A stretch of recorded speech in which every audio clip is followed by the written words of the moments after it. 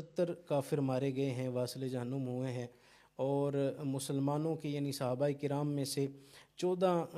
مسلمان جو ہیں وہ شہید ہوئے ہیں۔ اور اس جنگ کے اندر حضور نبی رحمت صلی اللہ علیہ وسلم نے رب تعالیٰ کی بارگاہ میں دعا کی، مدد کے لیے دعا کی۔ اور آج بھی جو لوگ گئے ہیں حرمین شریفین کی زیارت کے لیے اور بدر کے مقام پر گئے ہیں، جو نہیں گئے اللہ سب کو جانا نصیب کرے۔ مسجد عریش وہاں پر آج بھی قائم ہے۔ اس مسجد یہ اس مقام پر ہی بنائی گئی ہے کہ جہاں پر نبی رحمت صلی اللہ علیہ وسلم نے رب تعالیٰ کی بارگاہ میں دعائیں کی، التجائیں کیں کہ مولا کریم ہماری مدد فرما۔ تو رب تعالیٰ نے بھی قرآن کریم کے اندر یہ موجود ہے کہ رب تعالیٰ نے بھی فرشتوں کو بھیج کر